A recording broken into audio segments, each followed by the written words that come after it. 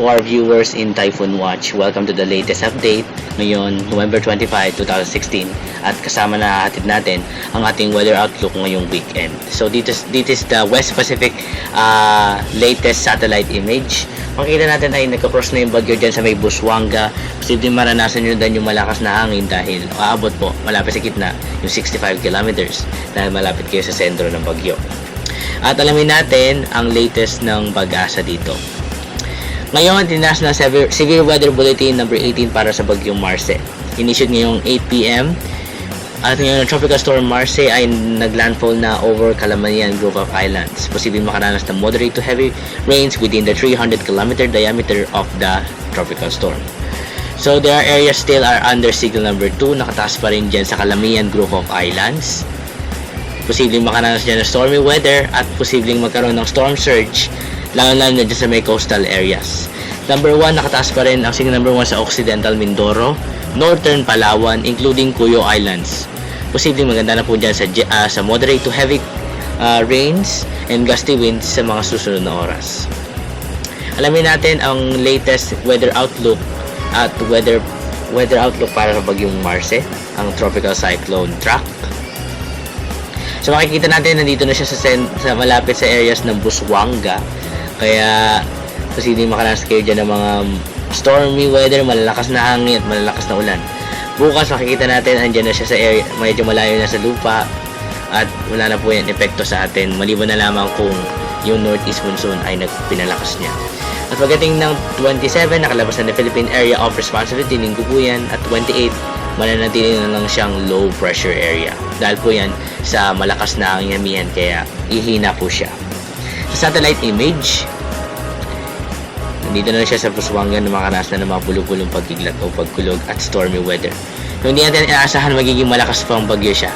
Muling namataan ang bagyo sa area ng Coron Town proper, Coron.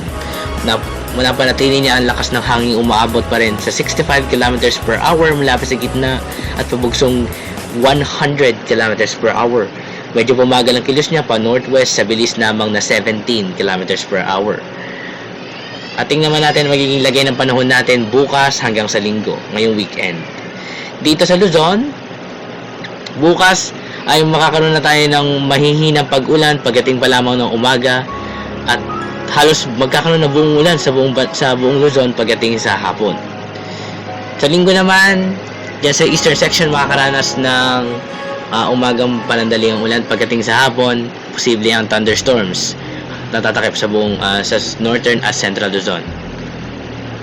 Tas yung sa extreme northern Luzon, dahil po yan sa malakas na hangin kaya po nagkakaroon dyan ng medyo ay light to moderate rains. Sa Visayas, weekend weather natin. Sa umaga pa lang magkakaroon na dyan magkakaroon na ng ulan sa eastern section of Luzon ng Visayas. Posibleng light to moderate rains dahil medyo papalayo na si bagyong Marce. Pagdating naman sa hapon, halos buong Visayas na makakaranas ng pag-ulan. Sa Sunday naman, umaga pa lang may ulan na dyan sa eastern section. Pagdating sa hapon, posibleng buong Visayas na rin makaranas ng pag-ulan. Dito naman sa Mindanao, weekend weather natin. Sa umaga maaliwalas, pero pagdating sa hapon, posibleng ang thunderstorm dyan sa may Cagayan de Oro at Malaybaylay. Pagdating sa linggo, makikita natin maaliwalas sa umaga ulit at pagdating sa hapon, doon magkakaroon na malalakas sa thunderstorm lalo na dyan sa may Soc-Sargen at Davao region. At tingnan natin ang ating weekend weather sa Metro Manila. Posibleng makaranas tayo ng maulan na panahon bukas pagdating ng umaga hanggang hapon sa Sabado, pero pagdating sa linggo ay posibleng hihina na lamang yan, mga light showers to moderate pagdating lamang sa hapon yan dahil po sa amihan. At sa ating northern seaboard of northern Luzon, dahil delikadong pumalaot ang maliliit na sasakyang pandagat dahil po malakas po ang ating influence of northeast monsoon. In areas in signals, there are also delikadong pumalaot. Gale warning rin issued sa mga signals dyan sa Visayas at dyan sa Southern Luzon. At tingnan natin ng wind forecast ng Metro Weather. Makikita natin ay imbis na mag-west-northwest ay posibleng mag-norte pa yung circulation at medyo madedelayed ulit ang paglabas niya posibleng Lunes. At imbis na lumabas, hihina na rin siya dahil sasama siya o sasani puwersa na ang kanyang hangin dyan sa may northeast monsoon. At Kung itong mangyayari, posibleng magkaroon pa sila signal hanggang bukas. Pero sa linggo, posibleng mawala na yan dahil medyo malayo na sa lupa ang bagyong Marce. Makikita natin kung ito mangyayari.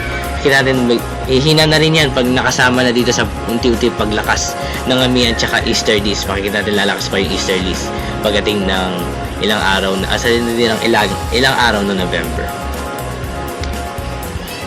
As sa huling update, bisitahin, andito na po siya ngayon sa animation ng Windy TV at posibleng makanalas tayo dyan ng makita natin kung gaano kalakas na ngayon at tumatakip na ulan dyan sa may Busuanga. Titinding 63mm po, posibleng ibaksak na ulan dyan. Mag-ingat po tayo mga kababayan natin. As sa tropical tidbits update ng bagyo, makikita natin ay may ngayon ay in-upgraded na ngayon ng JTWC at ng GMA ang kanilang forecast at tinawag na nila itong Tropical Storm Tokaj or Tokaj or international name niya Tokaj at ang kanyang local name na Marce. At makikita natin sa forecast track na pinapakita ngayon ng JTWC ay makikita natin ay posible talaga mag-norte yung bagyo, kaya babantayan natin yan, pero hindi na po inaasahan na magkakaroon niya na interaction dito sa atin, maliban na lamang yung unti-unti paglakas ng hanging amihan. Sa ibang weather numerical models, parehas rin ang sinasabi, posibleng mag-norte, pero malayo na po yan sa ating kalupaan, kaya hindi na po makaka-apekto yan dito sa Pilipinas. At maraming salamat, ito po ang latest weather update ngayong gabi na to. At hinatid ko na po sa inyo ang ating weekend weather sa inyong lugar. Maraming salamat. Ito ang Typhoon Watch Weather Update November 25, 2016.